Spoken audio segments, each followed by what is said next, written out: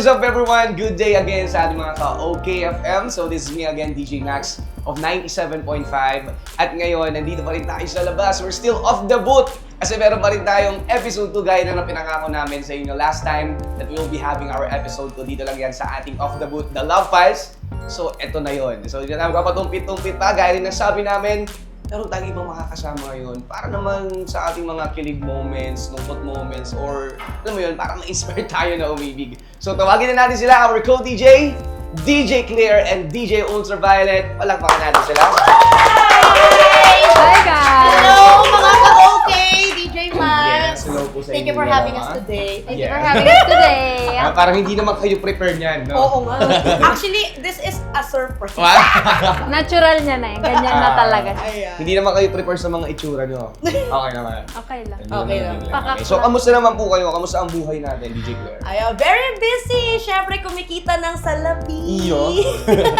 Pero, eto nga, it's time to slow down. Now, this love month, we got to, siyempre, appreciate yung mga loved ones natin. Let them be loved. Sarili natin, treat them natin. Sa mga partners, sa may mga jowa, mga juice. Kumbaga, it's your time na eh, ba? Oo. So, take time to, pray. Yes. Prayer is the key. Yeah. Yes. How about you, DJ Ultraviolet? Kamusta ka naman? Okay lang naman. Although walang sinaselebrate na specific ngayong February. Kaya nga sabi ni DJ Claire, give love also to your loved ones. Hindi lang sa jowa, sa partner, gano'n. Totoo, hindi naman kasi porket Heart's Day, di ba? Or Valentine's Day, tungkol na lagi sa mag-jowa. Hindi, no? Totoo, there's so many kinds of love. Andyan yung pamilya love, yung love yung romantic love, Tama. Saka actually, hindi lang talaga dapat February nagmamahalin eh, di ba mga DJ? Oo, dapat everyday. Everyday. So siguro, Ay! February lang, parang ginugunita natin or inaalala natin yung kahalagahan ng pagmamahal. Yeah, Tama. so kung yung everyday ay pinaparamdam na natin yung pagmamahal, let's make it extra special. Yes.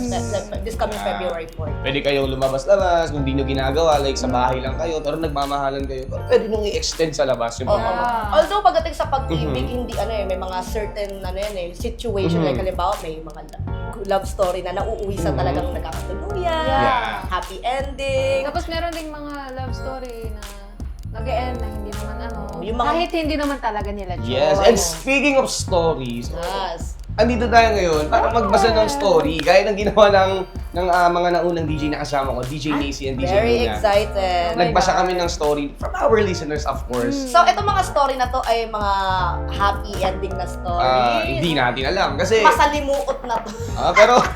pero last time DJ Clear and DJ Ultraviolet, yung mga story namin, magaganda yung ending. Parang hindi siya gano'ng nakaka-sad boy eh. Ay, sad boy. Ano bang mali sa akin? Diba? Ganun siya. Pero, sige, I think simulan na natin for this Yes. episode 2. So Yes. guys, magbabasa na kami ng letters. Sabay-sabay For tayo you. mag-relapse today. Oh! Ayan. Pero, sige, unahan ko na, no? Unahan go. ko na. Since ako Do naman the yung host dito eh. honors. Yes. Oy, Ayan, diba? okay. So, unahan ko na. Your Gymnast. honor, go. So, nga pala guys, I object your honor. ito yung ating mahiwagang baon. Baul. Kiss-kissin nyo lang. Ito na. Kiss-kissin. Ito na. This is our first entry for this episode 2, mga ka-OKFM. So, Let's pakinggan go. po natin yung story. Pero bago ang lahat, may tanong lang ako. Kayo ba sa buhay nyo, nagkaroon ba kayo ng greatest love? Oh. For me, ang greatest love ko. Pero when you say greatest love ba, sa tingin nyo, ano ibig sabihin nyo? Ako, For you, DJ Claire. Sorry. Sorry. No, ang greatest love for me, Ay, ito muna pala. hindi laging tao, hindi laging For me kasi ang greatest love ko talaga is this field, broadcasting. Kaya nung Wow. may nasabi na. Hindi, totoo siya. Kaya nung Guys. medyo Okay. kaya nung medyo nag-stray away ako sa ganito ko nung high school, medyo nasaktan, ganun. Kasi Ay, okay. wala naman akong choice. Pero ngayong college, nagbabalik. Kasama ko siya eh. Hindi, joke lang. Di ba kaya kasama nung high school? Ikaw, DJ Claire. Greatest love in terms ng romantic relationship, syempre meron. But I don't think na kasi syempre buhay pa tayo, you will meet a lot of people along the way, diba? Yeah. But I could say I have met someone na akala ko siya na talaga. Parang ano kasi, di ba, pag sinabing greatest love, hindi necessary yun na nakatuluyan mo yun eh. Oo, Diba? parang nakita mo lang yung what could have been. Yeah. Oo. Parang yung greatest love mo, though, hindi mo siya nakatuluyan, pero sa tingin mo parang siya talaga yung, baga tinatawag din ng totga. Totga. Ano yung totga? The one that got away. Yes. Pero ano, may mga certain people na talagang, syempre, they work on their relationship. Yes. Yung greatest love nila is yung nakatuluyan talaga Oo. nila. So, it's, ano naman, Yeah, pero tignan natin this, story na sa to. story na Sorry to. to, kung alin yung greatest love. Sino ang greatest love? Ay, kumanta siya! This song is brought to you by. Yeah, so, let's start. Sabi dito, yan, sign natin ha. Kinig po kayong lahat. Happy Valentine's in advance. The Love Files. I just want to share something then. And by the way, this is not my story, but my mom's. Parang straight out from teleserye ang Peg, pero I find it beautiful and hurtful at the same time. Bago lumuwas ng Manila si mama ko, merong isang guy na may gusto sa kanya. They made a promise na pagbalik niya or pag lumuwas na din yung lalaki, ay magiging sila. Wow. Ooh. After how many years, end up, hindi na niya babalikan si kuya. Or hindi niya na nabalikan si kuya. Hindi siya nakita. Yes. Ay, oh my God. Bumalik siya ng province at kasama na ang papa ko. May iba na si mama. Diba? Hindi pa tapos. Kasama ang papa ko para mamanhikan. Alam mo, mamanhikan na. Oh, parang si kuya na nag-iwan. At hindi rin po sila nagkita nung umuwi sila. Oh. Pinadala ko sa probinsya para mag-aral at doon ko siya nakilala. Dumadalaw pala siya madalas sa lola ko nung wala pa ako doon. Nakwento niya na inantay niya talaga si mama kasi mahal daw niya talaga si mama. Hindi na siya nag-asawa or GF simula nung graduate sila nung high school. Ngayon, DJ, na senior na parents ko at andun sila both sa province, nandoon pa din si kuya na senior na din. Oh, small world. Nakakangitian pa din nila pag nadadaan sa bahay galing bukid. Ooh. Oh, diba? Si Lola ang may kasalanan. Hindi niya in-update si mama.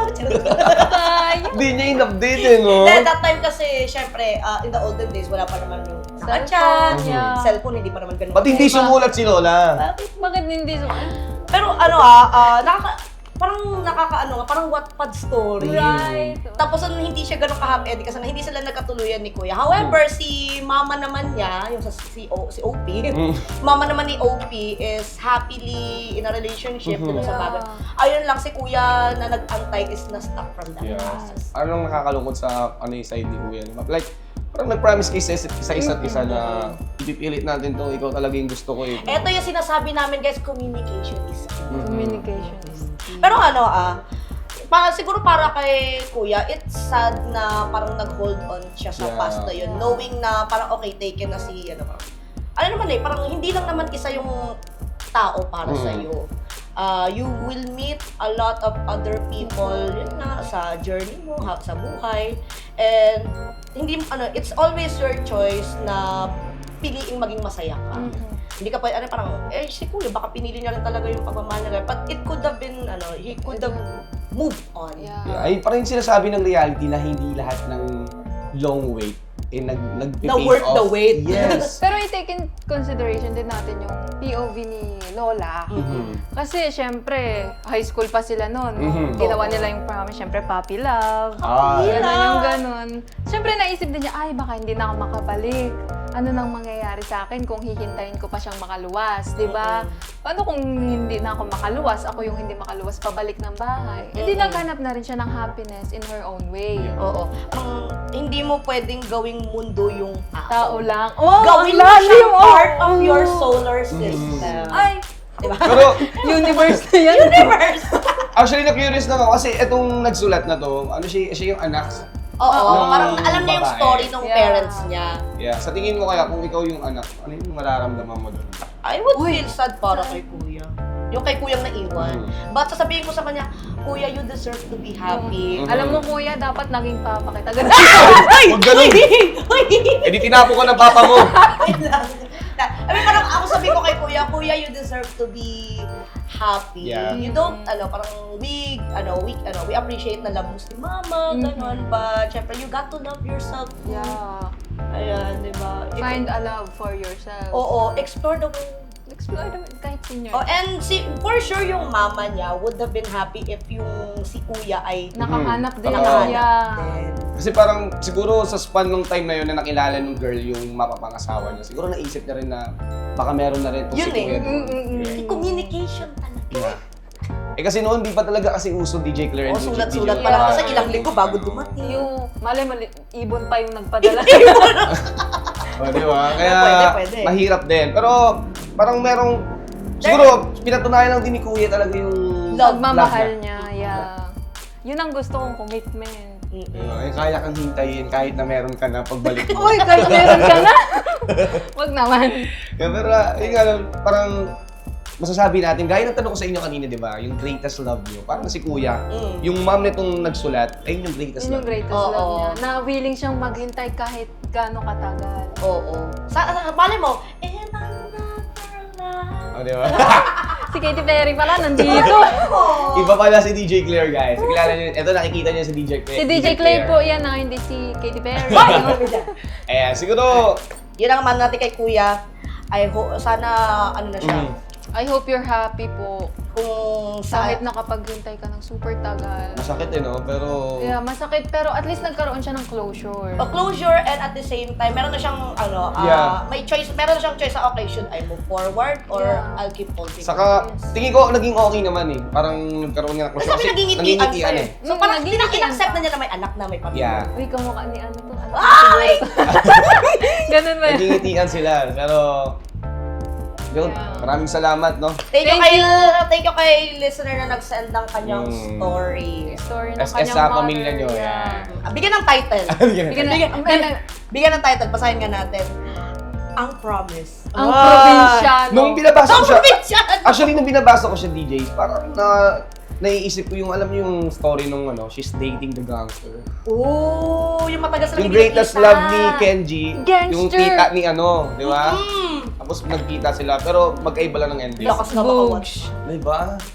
Okay. Yes, I think kailangan natin mag-move on Yeah. DJ Claire. Yes, we got Katulad ni so Kuya, much. we gotta move on. Gotta move forward, Yeah. guys! So, ikaw na, DJ Claire. Yes, Do the ayan honor. na. Ikaw na magbasa Oh my ng God. ating second letter. Oh my gosh. Yung maiksi lang. Namili.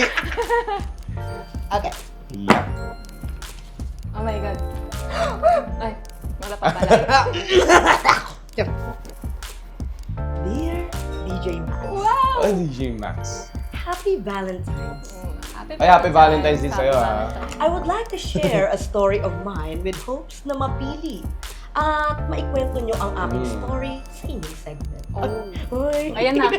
Your wish is my command.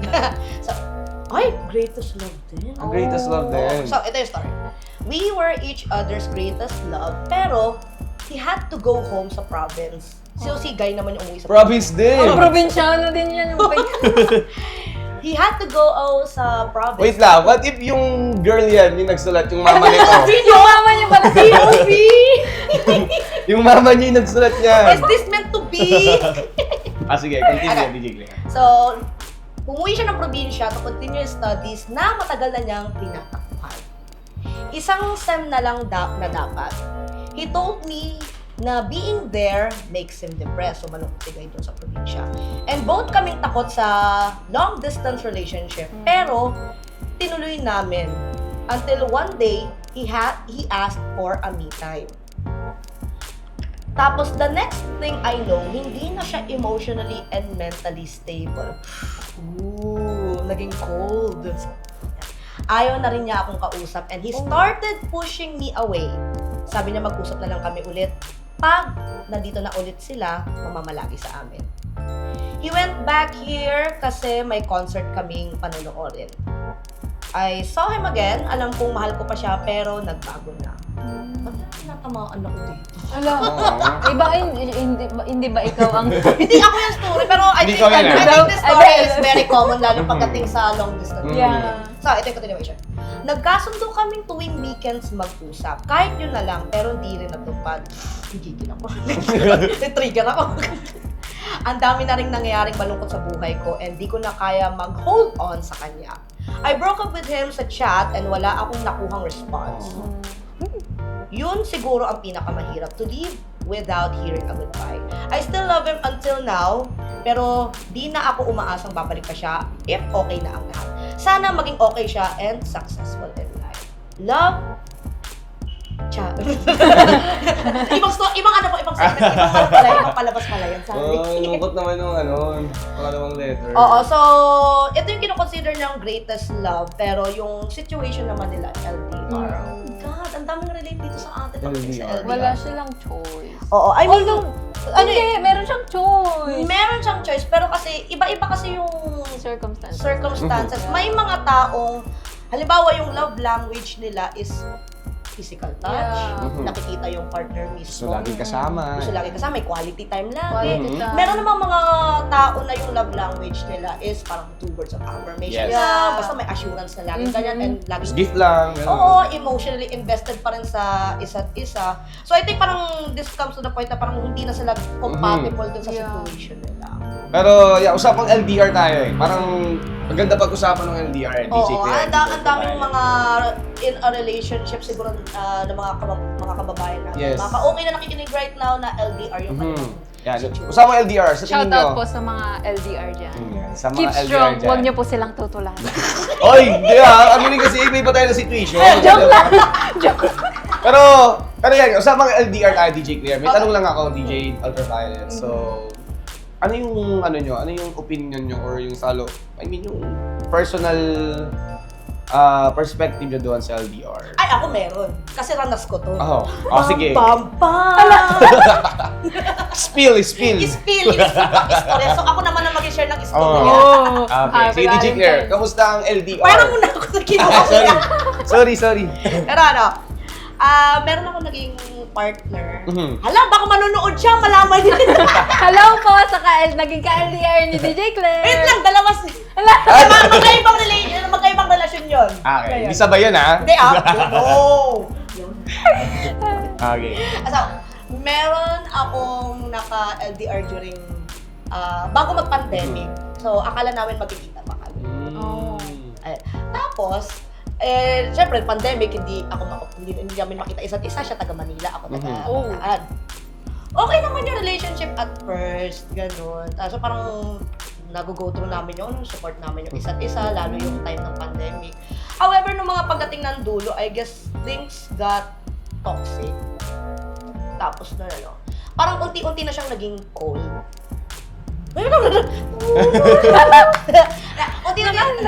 Unti-unti na siya naging cold, tapos ako naman, syempre, parang yung na-anxiety ako na, huy, bakit magbabago ka na? Ganyan. It is what it is na, pero yung sinabi dito ni ate na katulad sa closure, hindi mo na, I realized na, hindi mo may mga punto na hindi mo makukuha yung closure sa certain tao na gusto mong paghingan ng closure. You just have to accept na yung action na yun itself is the closure. The closure. Oo. Na binigyan niya yung sarili niya ng closure pero sa'yo hindi na. Oo, parang ikaw may sinabi na siya pero parang siya kulang parang gusto pa Kulang ipaglaban na. ganun. Mag-usap tayo ng harapan, ganun.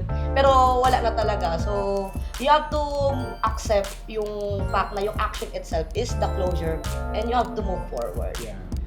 Pero after all that experiences, DJ Claire, sa mga LDR experiences mo, ngayon, ano yung mo, tapos mo sa LDR? Are you a pro LDR or okay ka pa rin basta? Pro LDR no?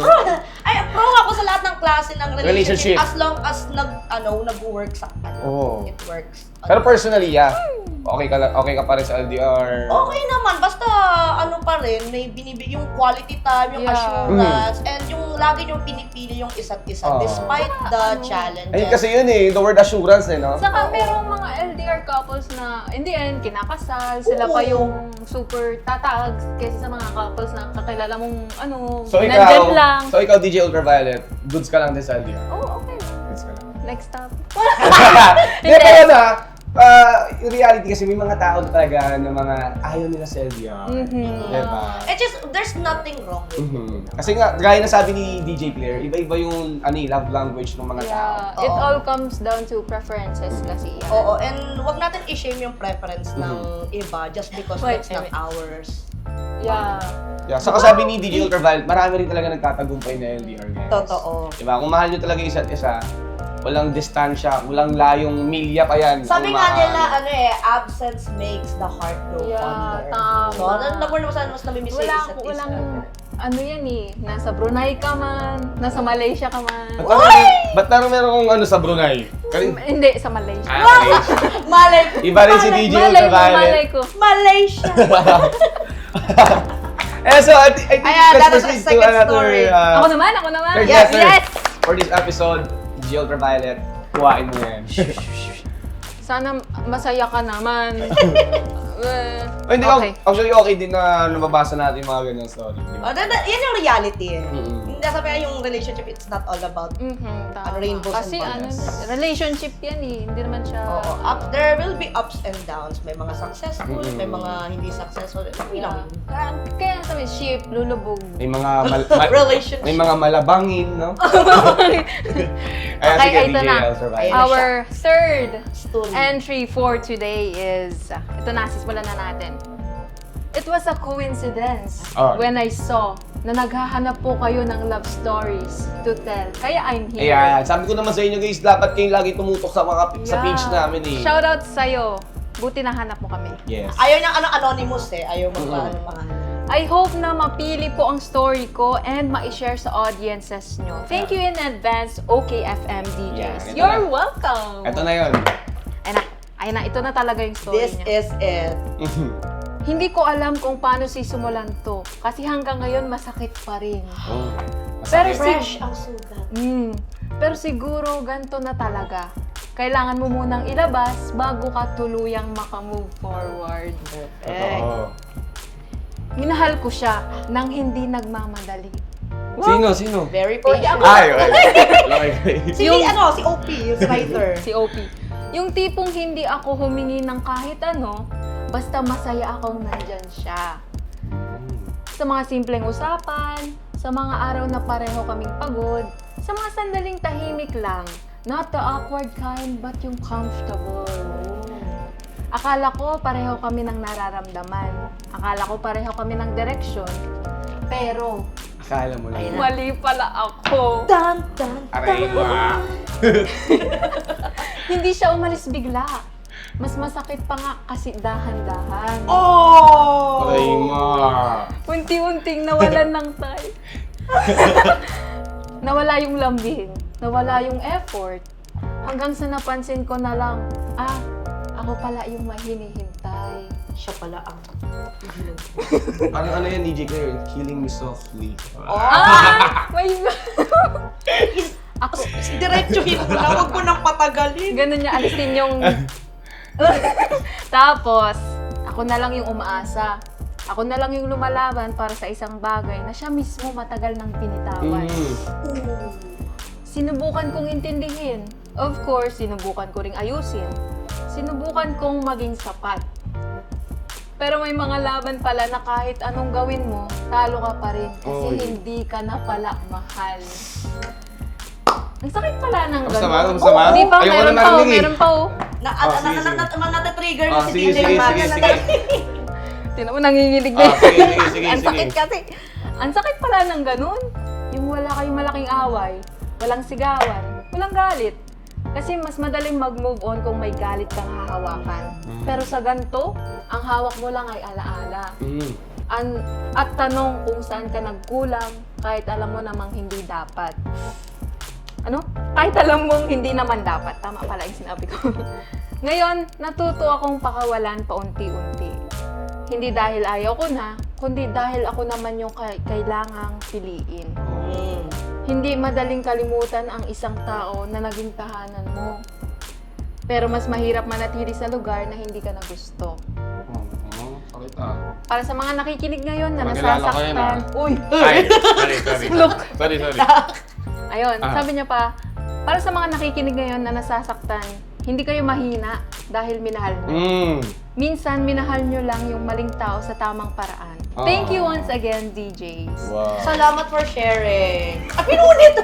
Punitin ang sidula! Para sa kalayaan mo. Para sa freedom mo! Nandyan pala yung... Di, ang sad lang ng ano, ng story. Kasi Sa kanya lang yung dala niya, pero parang naipasa sa akin, naipasa sa'yo, naipasa kay DJ Claire. Ito yung part na siguro na iinis ako na... wag, Hindi. abayaan mo sila. Wait lang! Abayaan mo. Ang bigyan mo ako! Hindi. Oh, tama. Aawayan natin sila. Ah. Na siguro yung part na, halimbawa, usually yung panliligaw is sila yung gumagawa. Si girl is nananahimik lang. Pagkatapos mo guluhin yung peace niya, saka mo iiwan. Although wala naman siya Sorry, sinabi kung sorry, siya yung nanligaw or siya yung siya yung nanligaw or siya yung niligawan. Wala naman siyang sinabi. Sabagay na, assume Pero mo. pero kahit anong POV mo tignan, ang sakit eh. Parang ginaganon nga talaga yung puso. Ay, Sinaksak mo nakakalungkot. ang puso. Kumbaga ano eh, parang kasi nagsimula sila ng masaya eh, di ba? Yeah. Parang Oo. nagmamahal. Diba? Ayan ang tinatawag na love bomb. Ay, Mm. paano yung push? Oo, yun. I mean, ano na, syempre sa simula, kailangan naman talaga pagdating sa ligawan yung, you gotta impress the girl, syempre. Ay, grabe kayo sa akin ha, parang Sabay nagkakaisahan niyo ako dito. Eh, yung ano siya, yung kailangan mo magpa-impress. Siyempre. Ano kaya sa ating mga ladies, sa mga niligawan, kailangan natin piliin mabuti. Kilatisin ng mabuti yung ano, kasi Yeah. what if yung intentions pala niya ng itong naniligaw sa'yo is hindi true. But kudos kay ate for doing her part. Pero, Sana nasa relationship siya, na committed siya. Sana pero naisip ko masaya. din eh, parang kasi sabi nyo, masaya naman sila nung una. What if nagmahalan talaga sila ng totoo? Hindi naman Kasi natin sabi kilala. niya naman nung una naman daw, masaya naman sila. Oo. Parang doon kasi pumasok yung na-fell out of love na si Guy. Oo. Sa tingin nyo ba? Oh, sige, speaking of fell out of love, Mm. anong tingin nyo doon? I mean, valid ba yun? Nagmamahalan Valid. kayo, tapos bigla ka nang ma-fell out of love, iiwan mo na si girl. Si ano muna? Si... Si Kamon. May Anong hinanakit take ka. niya? Medyo na ano siya. Anong take niya? Naiinis pa Valid kasi. siya. Valid siya, guys. Ah. Valid na Mm. valid. Kasi, syempre, lalo na kung sa'yo lagi galing yung effort. Malamang magsasawa ka kung yung partner mo wala lang, nandyan lang, naghihintay na ganyan sa'yo. Diba parang para kang, ano ka ba? Ano bang pinasukan mo? Jowa or PA, personal assistant? Ooh. Diba? Ano, tagabigay lang lagi. Ikaw, give, siya, take. Hindi naman ganyan yung give and take, guys. Please Oo, lang. nagigigil na rin siya. Pero sa tingin mo, as a follow-up question, what do you think is the main reason bakit may isang tao na fell out of love? Tingin mo. Wala po akong... Ako. sige. Ah, sige. Siguro pagdating sa relationship, syempre nandyan yung honeymoon phase. Yeah, Andyan yung yeah. spark, andyan yung kilig, andyan yung kulik, andyan yung excited pa kayong makita yung isa't isa. But you have to accept na darating sa punto na mawawala yung honeymoon phase na yan. Yeah. And dyan papasok na pipiliin nyo pa rin yung isa't isa despite Yeah. Kasi ang Wala dami nyo yung nang spark. napagdaanan eh. Oo, and you made a promise. Yeah. You made a commitment dun sa tao na yun.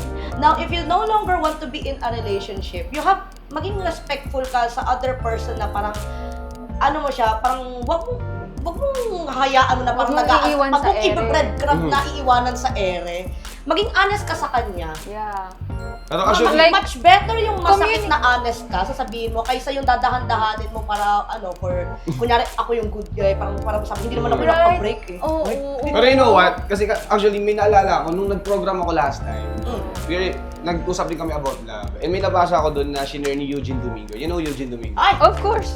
And ano sila, parang mag-celebrate ata sila ng 10th year wedding anniversary ng kanyang husband. And na-share niya doon na yung pagmamahal daw is a full-time, lifetime commitment. Oo, lifetime commitment. Kasi darating daw yung araw sa buhay natin na magabat mag-asawa na, kasal na, dumarating sa time na parang nahihirapan kang mahalin yung partner. Kasi mini-mirror nyo yung isa't isang goods eh. Kasi lagi kayo magkakasama, syempre makikilala mo yung ugali nila eh. So, darating sa punto na siguro, medyo i-resent mo siya sa mga bagay na parang, lakas yung umilik. Hindi na makatulog.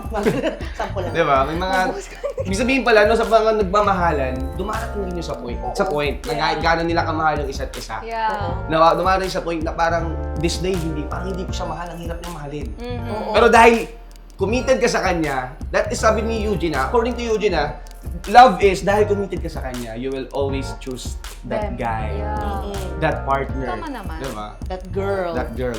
Them, mga monarch. At saka yung monarch.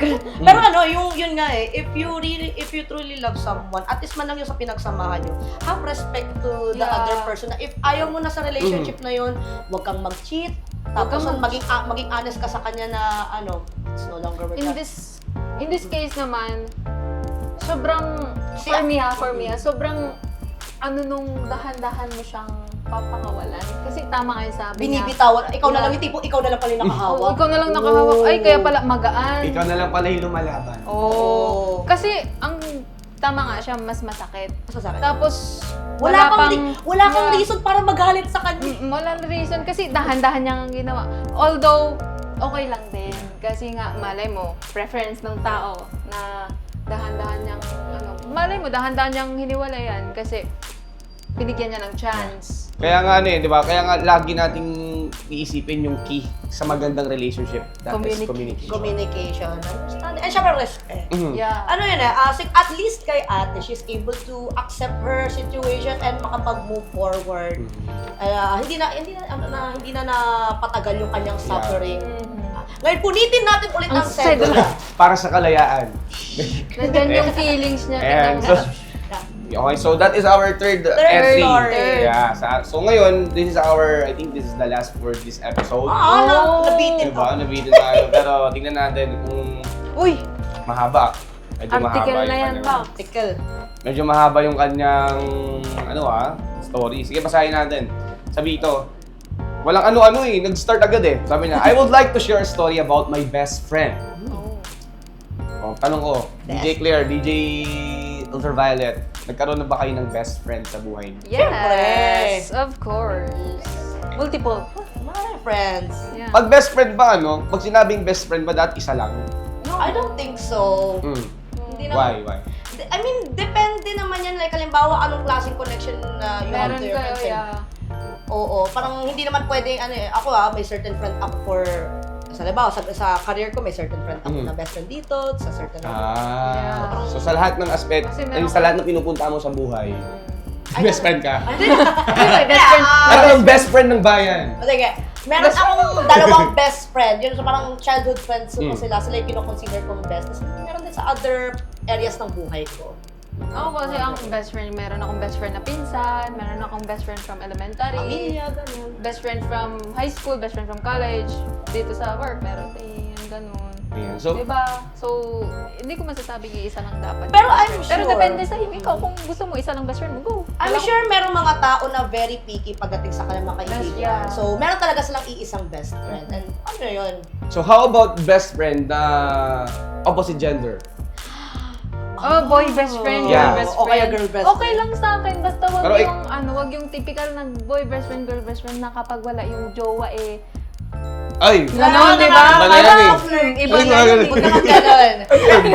Respect tayo dun sa relationship. Yeah. O Yeah. kung alam mong merong jowa na yung best friend mo, medyo distansya o. Kasi- Distansya, amigo. Ayan. Distansya. Kasi feeling ko, ambulance. nung binasa ko yung introduction, parang parang may pupuntahan yung best friend nila Sige, sige. So, basahin natin. Oh, yan Kunin na mo ang natin. pupuntahan nila, guys. Ang dami nyo nung chinikin, di pa natin tapos basahin. Eh, sabi dito, sabi niya nga, I would like to share a story about my best friend of 4 years. Wow. Eventually, he courted me, but that didn't even last a month. Wow. 4 years silang best friend. Yes. Kaso Niligawan until na siya. ligawan for a month, hindi nag-work. Yes. Actually, hindi nga nagtagal ng isang buwan yung panliligaw. Sabi niya, I knew he is worth it. 3 months into the relationship na kami noon. Both senior high school student. When inaya niya ako mag-church, so, sorry, senior high school sila, nung nag-church sila. Okay? Sorry, sabi dito, active siya sa church. Okay? As an altar server. Kaya I didn't mind having that as a date kahit hindi naman ako overly religious. Hindi siya overly religious. Ay, overly tuloy. Sorry, ba't nagagato na ako? Yes! Masakit. Ito na po yung mga... Sakit na guys, sorry. Hindi, Lagot kayo. Overly? Dapat kasi, value vision. Oh guys, papalit. Endorse. Papalit Ay, may na ako ano ng yung- salamin. May promo yan sila. Overly religious. Sorry for that. Parang ikaw naman mag-this. Ayan. Oh, malabo din mata ko eh. Kaya After church, he spoke about an offer of joining the seminary. Didn't think much about that since parang hindi naman siya ang kind of person who would pursue being a priest. 5 months later, he's still the best BF I could ever ask for close sa family ko. Mabait, matalino, would cover some of my homeworks at times. Wow. And of course, gentleman in all aspects. At that time, naging habit na namin ang Sunday Mass. Take note, he'd serve as an altar server sa morning Mass, then would accompany me to church sa afternoon Mass. Ang cute nun for me. I don't know, but for some reason, during one specific Sunday Mass, parang tumahimik yung buong church, tapos boses niya lang ang naririnig ko. In love si Babaylan. As in, nangingibabaw talaga ang boses niya, kahit usual volume lang naman ng boses niya. Tinignan ko siya, tapos ninitian niya ako. Na-realize ko ang glowing niya. Wow. Literal. Kasi nasisinagan siya ng araw. Yung parang kinukuha na ni Lord. After that Mass, DJ, inopen up ko sa kanya yung offer sa seminary. Sabi ko, if dumaan ulit sa isip niya, kahit for a brief moment lang, yung thought of being a priest, i-grab niya. Oh. The one morning, I received a text na mag-a-apply siya. I remember I wasn't sad nor disappointed at that time. I was at peace. I called it quits later on na nung nakapasok siya. I want to give him peace as well. He still greet me during the holidays. I received greetings this year actually, and my birthday, but beyond that, we haven't really talked that much. Graduate na kami sa college and I don't know kung ano next step sa kanila, but I know he's firm with this decision of becoming a priest. Hindi man ako ang greatest love niya, at least I was part of making him realize who it truly is. Yun, so that's our Parang it's bittersweet. last letter. It's Yeah. very bittersweet. But at least, yung dito sa writer natin, sinuportahan niya yung calling ni Guy. Regardless, parang, although, syempre, masakit, Oh, yeah. heartache, pero yung part lang ng sinuportahan niya yung, yung calling nung, hindi pa boyfriend yung friend niya, yung best friend. Best friend? Best friend. Sorry. Yung calling ng best friend niya, that itself shows unconditional love. Yeah. You don't expect anything in return na mamahalin ka rin niya or any but alam mo yung best para sa kanya and you let him go. Sa And totoo you lang. let him God. Let him Yes, God. oo, Let go totoo, and di ba? let go and let God. Kasi parang ang hirap talaga kalabanin ng calling. Oo. Di mo pwede kalabanan si Papa G. So mahirap kalabanin ng calling, di ba? Really? And we know na bawat tao, bawat isa may calling tayo sa buhay. Oo naman. Diba? Pero, ang hirap. So, siguro sa part ni best friend girl, parang sabi niya, sige, ang hirap kalaban ni Lord. Hindi, para bang ang hirap kalaban na Lord. Sige, sa'yo na. Ganun. diba? Pinigay kay Lord. Lord, sige pakiingatan ako siya. Oo. Kung hindi man siya para sa akin, para sa'yo na lang. Kung di man siya para sa akin, kunin niyo lang. Joke lang.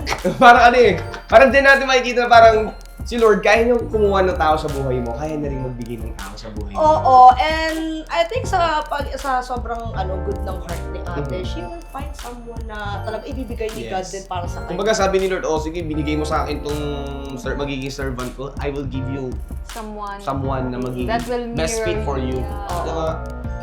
So, di ko alam kung malulungkot ba ako dun sa story nila. I feel bittersweet about it. And sabi nga parang senior high, Senior high, Yes. tapos graduate na sila ng college na. Ngayon. But may contact pa rin naman sila, pero Oo. hindi yung contact na nag-uusap. Pero ano no, pero sana hindi sila mauwi sa mga nag-viral noon na yung pari na yung nagkasal sa kanila.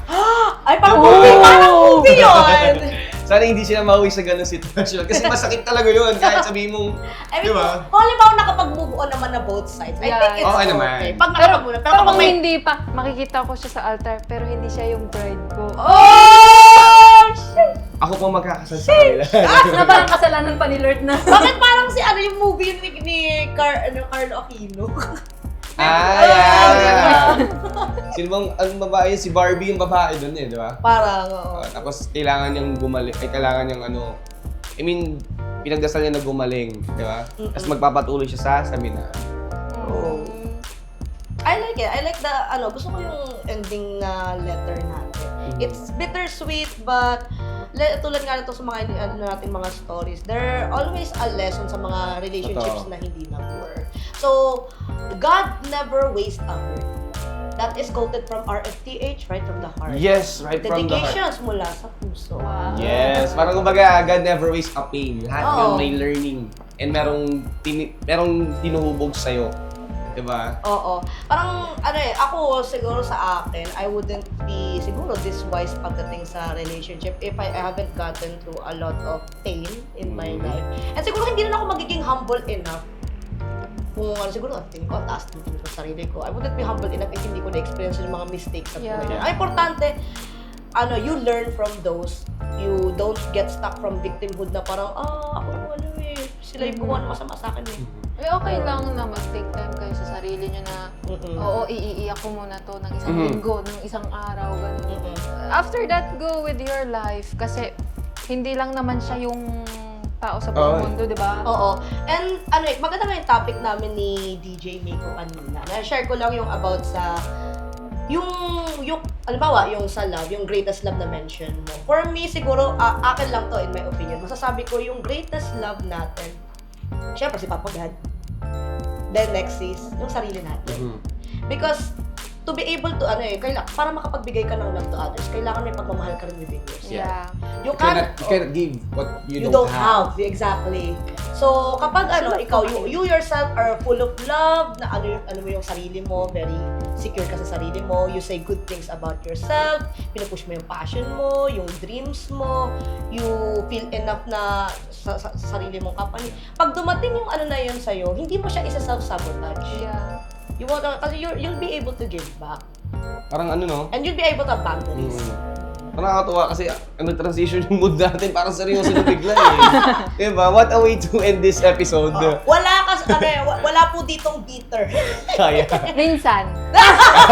Yeah. I mean, siguro you got to process those kinds of emotions. Kasi kapag hindi, Masama din yung labas pag hindi mo pre-natin. Oo, masama yung magiging parang galit ka sa mundo, galit ka sa tao sa paligid mo, galit Tapos yung tingin sa'yo ng tao, lagi ka na lang galit. Oo, parang ayaw na, parang lalayuan ka ng mga tao pag bad juju vibes ka. Remember, ang taong laging negative, malayo sa kanya ang salapi. Malayo Uy, ang I'm so blessing. positive, guys. Stay positive. Malayo ang blessing sa taong negative. Yeah. Think positive, di ba? Things positive. Think positive. Think positive para yung mga things maging positive. Think positive. Galing. Ganun kasi yun eh. Inasok, di ba? Ganda ng So I think that's Galing. it for our episode Buti 2 na of our Of The Boot, The Love Files. Guys, kung meron pa kayong mga story na gustong i-share para sa amin or para sa mga listeners natin, don't hesitate na i-share yan sa amin at babasahin natin dito lang yan sa ating programang ito. Kaya, salamat DJ Max for inviting Yes, maraming me. salamat so din naman much, sa DJ ating mga Max. DJs. Thank you. Very much. Okay, maraming salamat. Sige, I think that's all for this episode 2. Again, this is Of The Boot, The Love Files, together with me, our DJs from DWOK FM 97.5. And this is me again, DJ Max. Paalam! Bye-bye! Bye, mga ka-okay! See you guys soon.